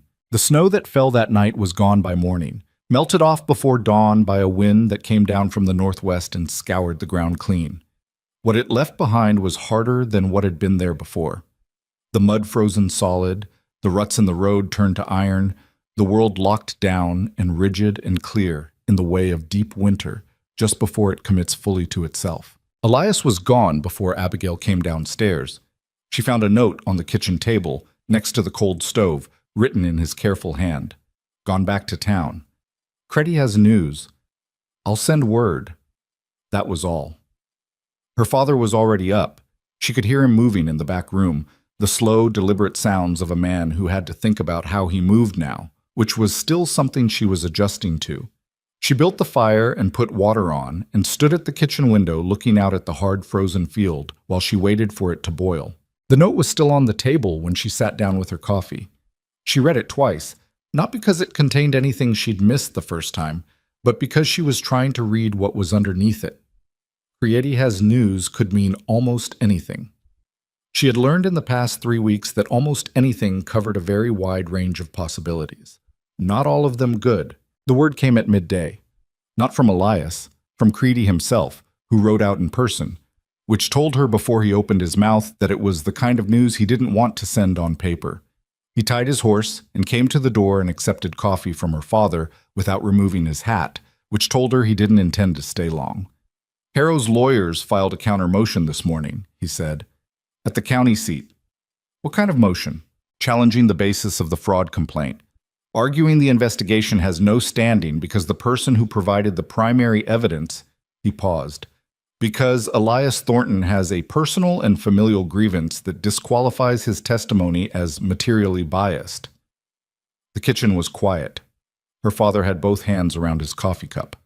Can they do that? Abigail asked. They can file it. Whether it holds depends on the circuit judge. Creedy set his cup down. But there's a complication. The motion also raises a question about the chain of custody of the documents in the wooden box. Harrow's lawyers are arguing that some of those documents are private property that was removed without consent, that Elias took them when he left. He was 18, her father said. I understand that. The law is less interested in the context than in the act. Abigail looked at Creedy steadily. So they're trying to get the evidence thrown out. They're trying to make the evidence questionable enough that the judge won't act on it. That's different from throwing it out, but the practical effect is similar. He pulled his hat off finally and turned it in his hands. I want to be straight with you both. This is the part I warned you about. Harrow has resources. Good lawyers move fast when they want to, and they moved fast this morning. What do we do? Her father asked. The two other families need to get formal statements to the county seat by the end of the week. Their claims don't rest on Elias's testimony. They rest on their own loan documents and the absence of the addendum. Those are independent of anything Harrow's lawyers said this morning. He looked at Abigail. You need to go see those families. Today? Today would be my preference, yes. She was out the door within the hour. The Alderman farm was 8 miles east, the Pruitt farm, no relation to Walter Pruitt, the clerk, 6 miles south. She rode the Alderman place first because it was farther, because she wanted to cover the harder ground while the light was good and the roads were still manageable. The frozen mud made the trail faster than it had any right to be. Her horse's hooves rang against it like iron on iron, and she made good time. Clara Alderman was a woman in her late 40s who had been running the farm alone for 3 years since her husband's death, which meant she had been dealing with Harrow's lending institution alone for 3 years, which meant she had exactly the kind of careful, contained fury that develops in people who have been managing an unfair situation by themselves with no expectation that it would change. She listened to Abigail at the kitchen table with her hands folded and her face very still. When Abigail finished explaining what Creedy needed, a formal written statement, signed, delivered to the county seat by end of week, Clara Alderman said, I've had those papers ready for 6 months. Abigail looked at her. I didn't know what to do with them, Clara said. I knew the fees were wrong. I went over the original agreement so many times I could recite it, but going up against Harrow alone, she stopped. I have children. I know. The risk of pushing and losing is worse than the risk of doing nothing. I know that too. Abigail paused. But there are 3 families now, and a formal investigation, and a sheriff who's committed to taking it to the county seat. Clara looked at her for a long moment. Is this going to work? It was the honest question, and it deserved an honest answer, even if the honest answer was incomplete. I don't know, Abigail said. I think we have a real chance. I think the evidence is solid, and Harrow knows it's solid, which is why his lawyers moved so fast this morning. But I'm not going to tell you it's certain, because it's not. Clara was quiet. Then she stood up and went to the back room and came back with a folded envelope. She set it on the table between them. Get it to the sheriff, she said, before he decides it's too complicated to bother with. He's not that kind of man. Every man has a version of that, Clara said, not unkindly, in the right circumstances. The Pruitt farm was smaller, and the conversation was shorter. Franklin Pruitt was 60 years old, weathered, and had the look of someone who had spent a long time being angry about something and had recently decided that anger was a resource he could no longer afford to waste on inaction. He had his statement written out in a slow, careful hand. 3 pages, detailed, including dates and payment records going back to the original loan. He gave it over without ceremony. You tell Creedy, he said at the gate, that if he needs me to come to town and say it all again in front of whoever needs to hear it, I'll come. I'll tell him. She was back in Cutter's Bluff before 4 o'clock. She found Creedy in his office and Elias sitting in the chair across from his desk, and the two of them had the look of men who had been in conversation long enough that they'd moved through the formal parts into something more direct. She gave Creedy both envelopes. He opened them and read them with the quick efficiency of someone who knew what he was looking for. And when he set them down, there was something in his face that hadn't been there in the morning. Something that was not quite satisfied to. Satisfaction was premature, but had moved a degree closer to it. "All right," he said. "This goes to the county seat tomorrow morning. I'll write it myself." "What about the counter motion?" she asked. "The counter motion challenges Thornton's testimony." "It doesn't challenge these," he tapped the envelopes. 3 separate families, 3 separate loan agreements, 3 identical unauthorized charges, no addendum on file. That's a pattern. Patterns are harder to argue away than individual cases. He paused. "I'll be filing a supplemental complaint that centers the pattern rather than the individual documents." "What does that mean for the timeline?" "The stay on your family's foreclosure holds through the investigation. As for the rest," he looked between her and Elias. "The circuit judge reviews the countermotion and our supplemental within 10 days. That's when we'll know what kind of fight we're in." 10 days was a long time. It was also a short time, depending on how you measured it. She and Elias walked out of Cready's office together into the early dark of the winter afternoon. The street was mostly empty, cold enough that people were inside or moving quickly between buildings without stopping to talk. Their breath made small clouds in the air. "His lawyers are good," she said. "The chain of custody argument." "It might hold," Elias said. He wasn't flinching from it. She appreciated that. The straightforward acknowledgement that a thing was possible without catastrophizing it. "But Creedy is right that the pattern is the strongest piece now. What I took from my father's office supports the pattern. It doesn't have to be the whole case. If the judge throws out your account, then we have 3 families with identical fraudulent charges and no legal basis for them. That still stands." He paused. "It's a narrower case, but it might be enough." She turned that over. The cold was settling in around them, the way it did after sundown in this part of the territory. Not gradually, but decisively, like a door closing. "The 10 days," she said. "Yes. We wait. We wait." She had never been good at waiting. It was, she thought, probably the thing she was worst at in a general sense. She could work through almost anything: discomfort, uncertainty, physical difficulty, the particular grinding endurance required by frontier farming, but she had always found it harder to do nothing than to do the wrong thing, which was a character flaw she had never successfully corrected. The 10 days were some of the hardest she could remember. She kept herself busy in the way she always kept herself busy, which was by finding physical work and doing it until she was too tired for the anxiety to find purchase. She repaired 3 more sections of fence. She helped old Jim work through the woodpile until they had enough stacked to outlast any reasonable winter. She rode out to check on Clara Alderman twice, not because there was anything useful to report, but because the woman was alone and the waiting was hard for her too. Her father got through it by going over his accounts. Every evening after dinner, he would sit at the kitchen table with his ledger and his original loan agreement and work through the numbers, checking and rechecking, building a picture of what the farm's finances looked like if the fraudulent fees were removed. He was not optimistic about everything. The legitimate debt was still real, the years of drought had still happened, but the numbers without the fraudulent additions were survivable. That was the word he used, survivable. Elias stayed in Cutter's Bluff through the 10 days. She knew this from the messages he sent, short, practical, the same way she wrote letters, and from what Creedy mentioned when she rode into town on the 5th day to check in. She didn't ask why Elias had stayed instead of going back to the ranch. She assumed it was partly to be available to Creedy if more questions arose, and partly something else that she didn't examine too directly. On the 8th day, she rode into town and found him at the small eating house on the north end of the main street, the one that served breakfast until noon and nothing after.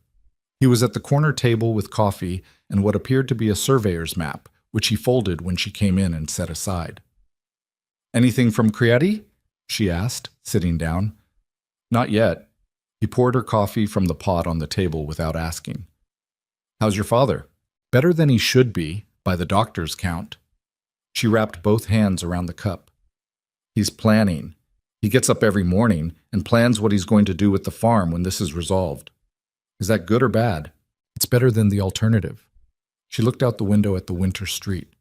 "He thinks we should expand the east field, plant wheat in addition to the cattle operation, diversify." A pause. He's been wanting to do that for 15 years and never had the resources. It's a sound idea. I know it is. She looked back at him. He also thinks we should formalize a water rights arrangement with the creek property to the east, which has been a source of conflict since my grandfather's time.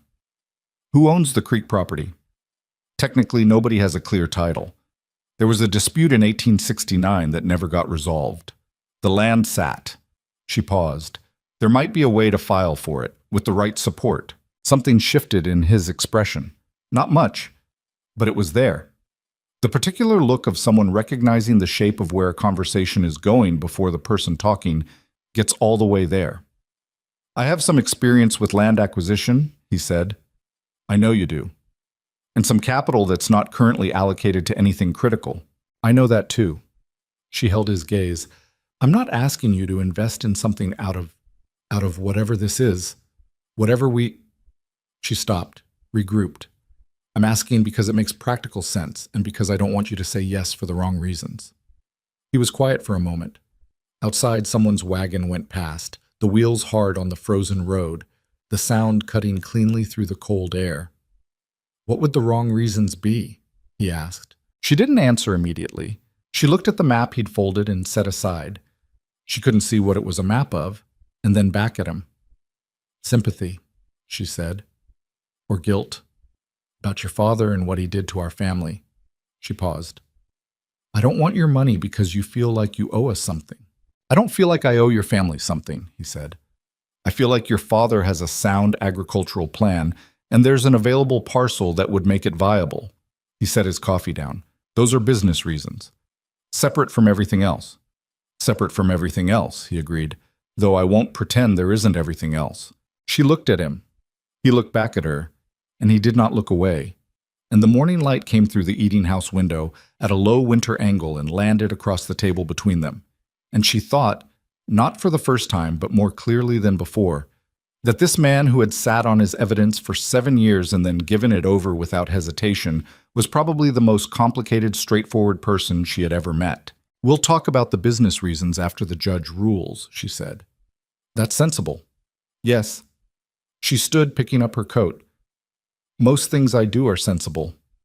I've noticed, he said, and there was something in his voice that was not quite dry humor, but was adjacent to it, and she left the eating house without responding to it, which felt like the right call. Creddy sent word on the morning of the 10th day. Not a letter. A boy from the telegraph office with a folded message, which arrived at the farm before Abigail was fully awake. She read it standing in the kitchen doorway in her coat, the cold coming in around her, old Jim watching from the stove. Judge ruled. Counter motion denied. Come to town. Creddy. She read it twice. Then she went and woke her father. He was already half awake. The lungs made him a light sleeper now, a fact he resented, and he read the message and sat on the edge of his bed for a moment with it in his hands. He was 61 years old and ill, and had been carrying the weight of this for months before she'd ridden into Gerald Harrow's office, and she watched him read 4 words and feel what those 4 words meant, and understood that whatever came next, the hearing, the lawyers, the long administrative process of actually making Harrow account for what he'd done, this moment was already something. The counter motion denied, the investigation proceeding. The clock stopped. Get dressed, she said. We're going to town. He looked up at her. His eyes were bright in a way that had nothing to do with fever. Give me 5 minutes, he said. It took him 12, which was faster than it had been in weeks. She noticed this and said nothing about it. They rode in together, she and her father, and old Jim trailing behind on his old horse, with the expression of a man who attended important events out of a sense of civic duty rather than personal investment. The morning was clear and cold and very still, the kind of winter day that doesn't apologize for itself. Creddy's office was already occupied when they arrived. Elias was there, and Clara Alderman had come in with her oldest son, and Franklin Pruitt was in the corner with his hat in his hands. Creddy stood behind his desk and waited for them to settle, and then he explained it plainly, the way he did everything. The counter motion had been denied. The circuit judge had ruled that Elias Thornton's testimony, while it could be challenged on grounds of personal interest, was not disqualifiable simply because of familial relationship. The same standard applied to any witness with a personal stake in a case. The chain of custody question had been noted but not resolved, which meant the documents from the wooden box would be admitted pending further examination. More significantly, the judge had reviewed the supplemental complaint, the pattern of 3 identical unauthorized charges across 3 separate loan agreements, all applied after the original terms were established, none supported by any filed addendum, and had found sufficient grounds to order a formal hearing. "When?" Abigail asked. 3 weeks, Creedy said. "At the county seat. All parties in attendance. Harrow will have to appear." The room was quiet for a moment. Claire Alderman let out a breath that was not quite a sound, but almost. Franklin Pruitt put his hat back on, then took it off again. Her father stood beside Abigail with his hands at his sides, and she could feel without touching him the particular quality of the stillness he had, not frozen, but held. The way a man stands when he is trying to feel the weight of something without letting it knock him over. 3 weeks, he said. 3 weeks? Creedy confirmed. Outside, the winter street went about its business. A dog crossed in front of the window. Someone was hammering something in the direction of the smithy, the sound carrying clear and sharp in the cold air. Gerald Harrow would have received the same news by now, or would soon. His lawyers would be meeting. Plans would be made, arguments sharpened, every possible angle examined for weakness. He had money, and he had experience, and he had the considerable advantage of a man who had never yet been held accountable for the things he had done. But 3 weeks from now, in a county seat courtroom, he was going to have to stand in front of a judge and explain why the addendum he had cited to 3 frontier families did not appear in any public record. He was going to have to look at 3 sets of loan agreements, 3 families, 3 identical charges, without legal basis. He was going to have to do it with his son sitting in that room. Abigail thought about that, about what that would look like, about what it would cost Elias to sit in that room, and whether she had fully understood what she'd asked of him when she'd said right back no on that cold fence line 2 weeks ago. She glanced at him across the room. He was listening to Creedy go through the procedural details, what documents to bring, where to meet, how the hearing would be structured, with the focused attention he brought to everything, and his face was composed and still in the way she recognized as his particular version of controlled. He felt her look and met it, just for a second. Just long enough for her to understand that he had known what he was agreeing to and had agreed to it anyway, and that he was not asking her to acknowledge the cost of it. She looked back at Creedy. 3 weeks. Then it would be over, one way or another, and whatever came after would be whatever it was. But right now, in this cold office in Cutter's Bluff, with a judge's ruling on the table and 3 families in the same room for the first time, it felt not like winning, because winning was still 3 weeks in a courtroom away, but like the moment in a long, dark corridor when you finally see the far end. When the distance between where you are and where you're going stops being theoretical and becomes something you can actually measure. Her father put his hand briefly on her shoulder. He didn't say anything. He didn't need to. She put her hand over his for a moment.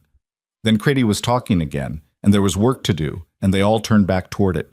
The county seat was a 2-day ride from Cutter's Bluff, which meant they left the day before the hearing and arrived the evening prior, stiff and cold and not particularly rested. They went as a group, Abigail and her father in the wagon, old Jim driving because Robert's hands had been shaking in the mornings lately, Elias on horseback alongside. Clara Alderman and her son came separately. Franklin Pruitt rode with his neighbor, a quiet man named George Hatch, who had offered to come as moral support and meant it literally. He said almost nothing the entire journey and seemed to consider his physical presence sufficient contribution, which it was. The county seat was called Milford, and it was larger than Cutter's Bluff by enough that arriving in it after weeks on a frontier farm produced a particular kind of sensory adjustment.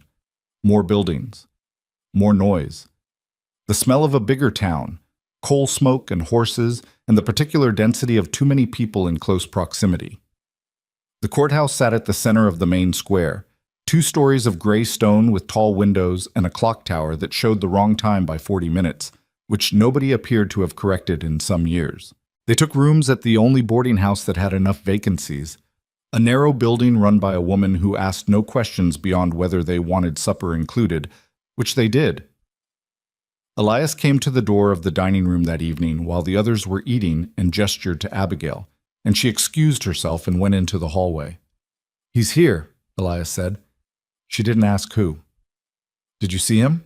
His lawyers checked into the hotel across the square an hour ago. He'll be with them. A pause. I walked past. Did he see you? No. He said it flatly. She couldn't tell from the flatness whether he was relieved or not. I just wanted you to know. She looked at him in the narrow hallway of the boarding house, in the thin light of the wall lamp, and thought, not for the first time, about what it cost a person to do what he was doing.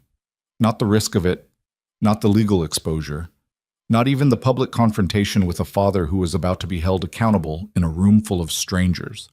Those were the visible costs. The invisible ones were harder to name, the years of knowing something and not acting on it, the shape that left in a person.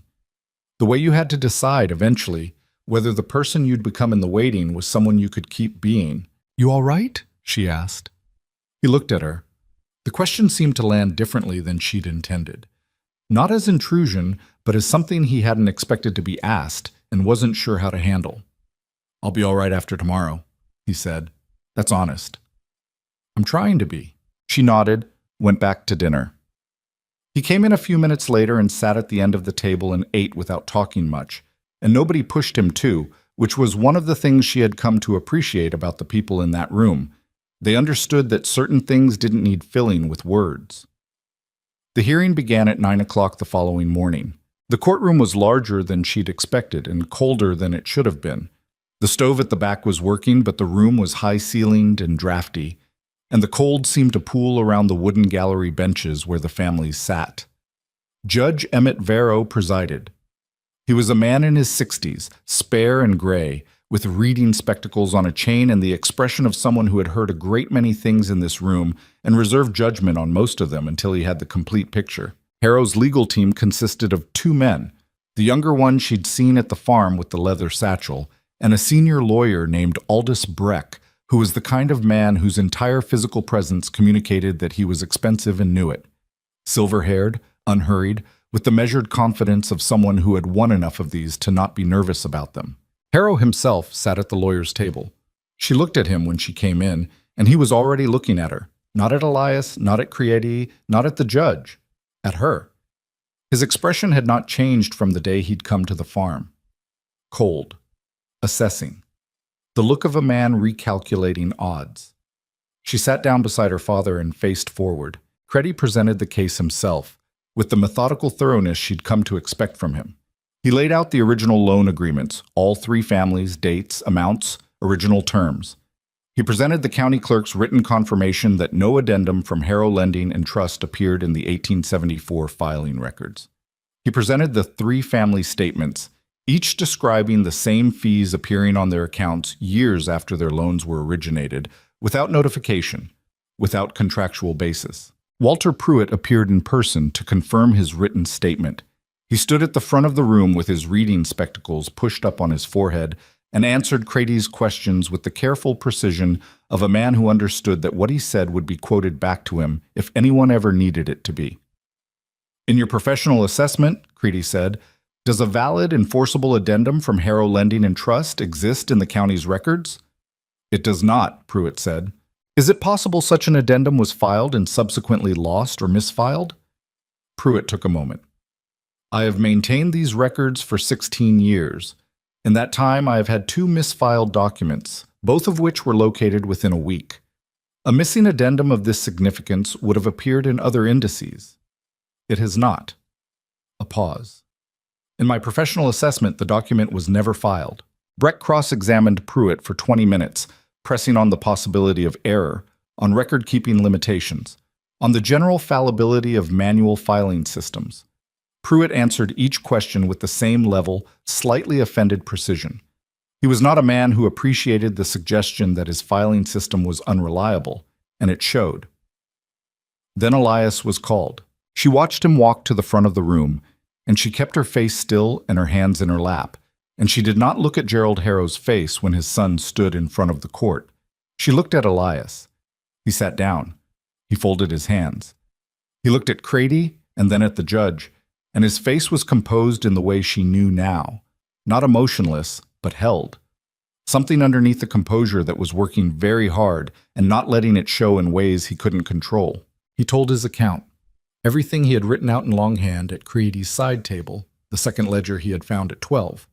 The margin additions he had seen his father make at 16, the day at 18 when he had understood the full scope of it and decided he couldn't stay. He spoke in plain sentences, without drama, without embellishment, and that plainness was its own kind of weight in the room. People who exaggerate for effect sound like it. People who are simply describing what they saw sound entirely different, and the difference is not nothing. Breck's cross-examination was longer this time, more pointed. He established the familial relationship. Harrow's son, a difficult departure, no contact for 7 years, and then spent considerable time building the argument that Elias's account was the product of a personal grievance dressed as public service. "You took documents from your father's office when you left," Breck said. "Yes."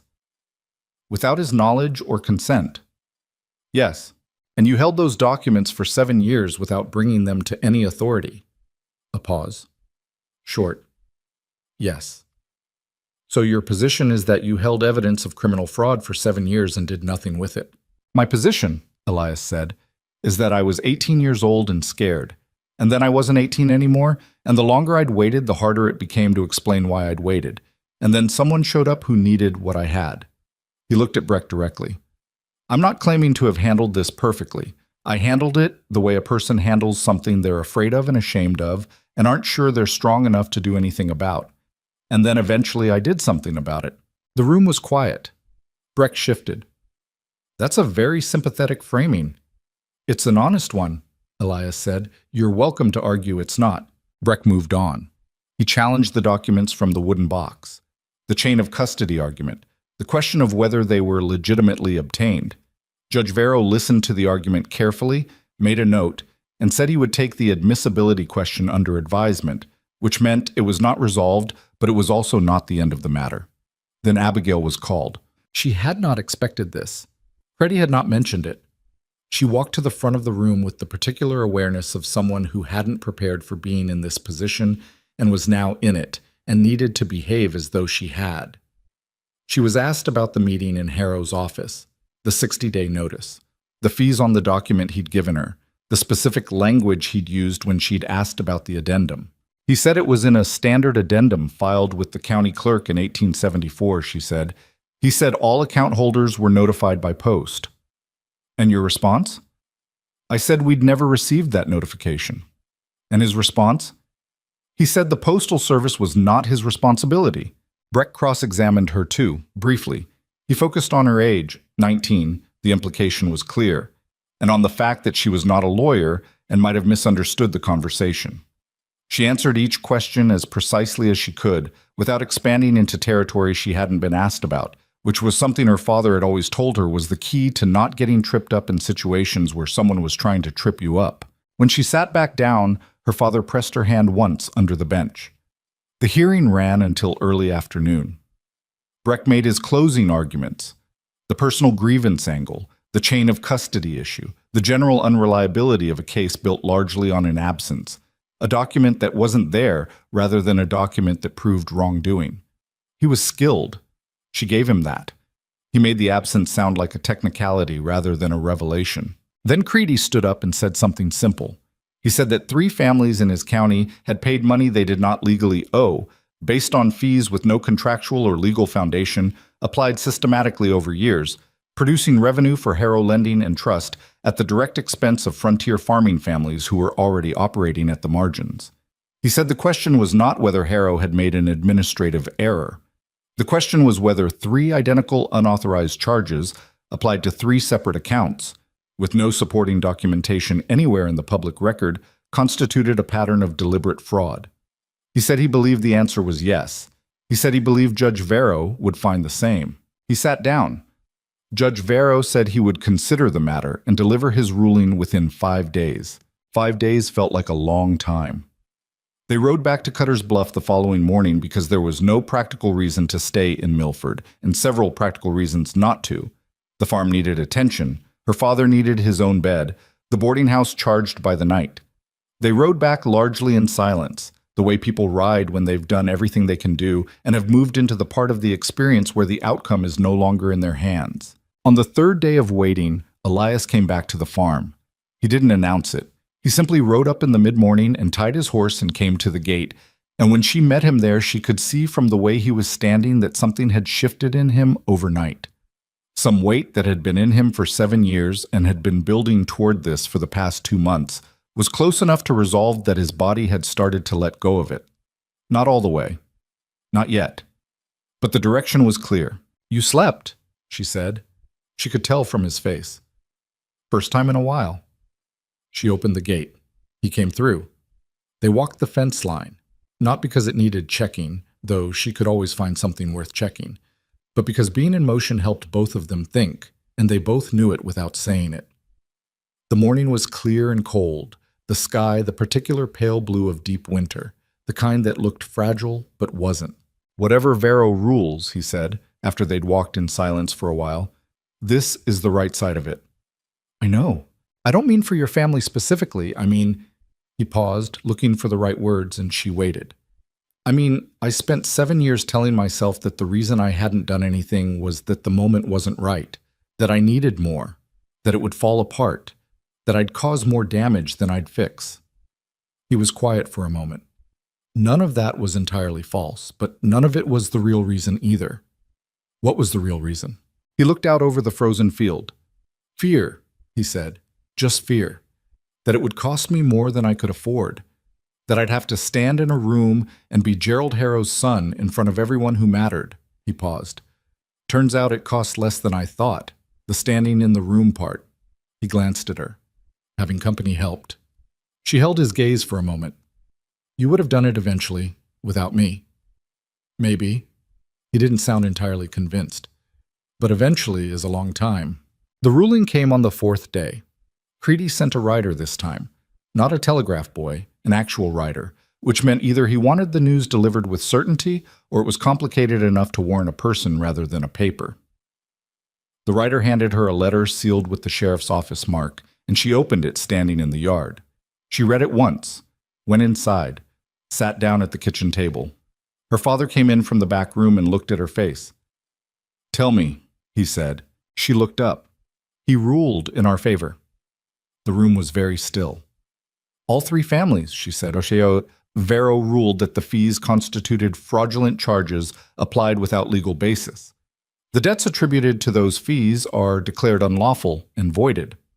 Harrow Lending and Trust is ordered to return all amounts collected under those charges with interest." She paused. "Harrow himself is referred to the territorial prosecutor for criminal fraud proceedings." Her father sat down. He sat down the way a man sits when his legs have decided to do it before he consciously decides. And he put both hands flat on the table, and he looked at them for a moment. "Criminal proceedings," he said. "Yes." "That's—" He stopped. "It's not over completely," she said. "The prosecutor has to take it from here. Harrow's lawyers will fight. It could take months. But the debt, voided. The illegal portion. The legitimate balance—" She looked at the letter again. "The legitimate balance is recalculated from the original terms, which puts it at something the farm can actually manage."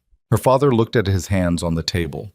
He was 61 years old and sick, and had spent 30 years building something on land that had tried multiple times to break him, and the man who had tried to take it from him with a pen and a set of invented fees was going to have to stand in front of a prosecutor and answer for it. He didn't say anything for a long time. She let him have the quiet. Then finally, "Your grandfather built this kitchen," he said. His voice was rough at the edges. "Took him the better part of a winter. Complained about it the whole time." He looked around the room, at the walls, the stove, the window that looked out toward the east field, and the rise beyond it. He would have— He stopped again, let out a slow breath. He'd have had something to say about all of this. He'd probably have said it was about time, she said. Her father made a sound that was almost a laugh. Almost. She sent word to Clara Alderman and Franklin Pruitt before noon. Both replied by end of day. Clara, with a letter that was short and controlled in the way of someone who was not going to let their relief become a public thing. Franklin Pruitt, with a message delivered by his neighbor George Hatch, who arrived on horseback and stood in the yard and said, "Frank says thank you," and turned around and rode back, which was about as much ceremony as either of them had apparently decided to allow. She rode to Cutter's Bluff the following morning to find Elias. He was at Creedy's office, which had become something of a regular location for the both of them, and Creedy was there too, and all three of them stood in the familiar room with the stuck door and the stone walls, and went through the ruling together, practically, the way practical people process good news, by immediately thinking about what comes next. The prosecutor's office will contact all three families, Creedy said. They'll need statements. The proceedings will probably run into spring. But the stays are permanent, Abigail asked. The voided debts are permanent. The criminal proceedings are separate from the civil ruling. He looked at her. Your farm is safe. That's not conditional on what happens with Harrow in the criminal case. She nodded. Let that land properly for the first time. The farm was safe. She said it to herself quietly, in the back of her mind, the way you say something you've been afraid to believe even when the evidence for it was building. The farm was safe. Her father's land, her grandfather's land, was not going away. The grave marker on the rise behind the east field was not going to belong to Gerald Harrow. She became aware that both Creedy and Elias were watching her, and she straightened and said, All right, what else do we need to do today? And Creedy almost smiled, which was about as close as he ever got. They stayed until Creedy had what he needed, and then they walked out into the cold main street of Cutter's Bluff, and the town went about its business around them the way it always did, indifferent as ever to the specific weight of specific moments in other people's lives. Harrow will leave, Elias said, before the prosecutor gets to him. His lawyers will arrange it. You think so? I know him. He said it simply, without bitterness. He doesn't stand in rooms when he can leave them. He'll go somewhere the ruling doesn't follow as easily. And you're all right with that? He considered it. Honestly, she thought, actually turning it over rather than giving her the answer that sounded right. I'd prefer he faced it all, he said finally, but what he can't escape is the record. The ruling is public. His name is attached to it. Every banker in this territory who does business with him knows what he did. He paused. That's not nothing. No, she agreed. It's not. They stood there for a moment in the cold, in the street, not quite going anywhere yet. I want to talk to you about the creek parcel, he said. She looked at him. The business reasons. The business reasons, he confirmed. But also, he stopped, started again, more carefully. I want to talk about what a longer-term arrangement might look like. Between the ranch and the farm, water rights, supply agreements, maybe the wheat plan your father's been running numbers on. He held her gaze. I'm not going anywhere. This territory is where I built something. And your family built something here too, and I'd like to help it keep going, if that's acceptable. That's a lot of things wrapped in one conversation, she said. I'm aware. Some of them are business. Yes. And some of them aren't. He was quiet for a moment. No, some of them aren't. She looked at him. This man who had come into her life as a last resort and had turned out to be something else entirely, something she hadn't had a category for and still wasn't sure she did. He was not an easy person. He was private in ways that would probably always require patience, and he had a history that was complicated in ways that didn't resolve just because a judge had ruled on them. He was also the most consistently honest person she had met, and he had proved it at considerable personal cost, and she did not think that was a small thing. Come to the farm Sunday, she said. Bring whatever numbers you have on the creek parcel.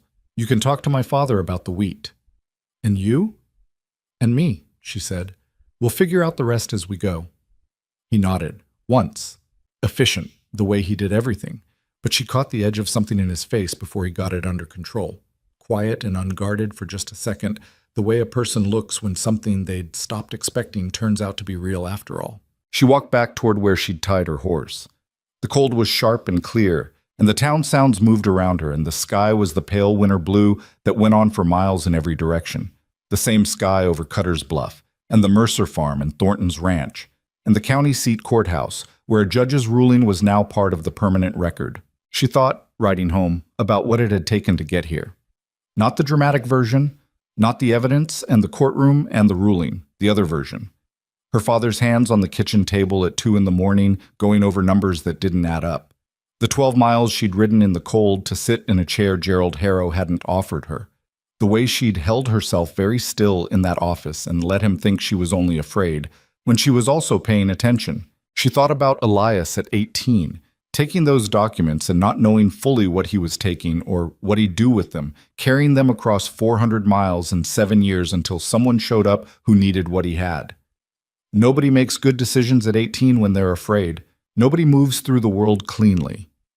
The honest thing, the human thing, was that he had found a way to act eventually, at a cost he paid willingly, and that was not a small thing either. The Mercer farm came into view as she crested the long, slow hill south of town. The house, the barn, the outbuildings, the dormant fields spreading out in every direction, and beyond the east field, the small rise with the grave marker she had looked at every morning of her life since she was 7 years old. The afternoon light was coming in low and golden across all of it, the way it did in winter when the sun was flat against the horizon, and it made the ordinary landscape look briefly extraordinary. Old Jim was at the woodpile. He looked up, assessed that she was back and not dead, and went back to splitting. Her father appeared in the doorway of the house, wrapped in his blanket, watching her ride up the way he always watched her, with the particular attention of a man who had been waiting and was glad the waiting is over, even if he would never say so directly. She dismounted at the gate, unsaddled the horse, did it slowly and properly, the way you do when the urgency is lifted and you can afford to be careful again. Her father was still in the doorway when she came up the porch steps. "Well," he said. "Freddie has everything he needs," she said. "It's done." He stood back and let her in, and the door closed behind them both, and the farm was quiet in the way of a place that has survived something and knows it. And outside, the afternoon light moved slowly across the fields until the sun dropped below the ridge and the sky went the deep winter blue of early evening, and the grave marker on the rise stood where it had always stood, on land that was still theirs, in a story that was not over but had finally, after everything, turned toward something worth building. That was enough. For now, that was more than enough.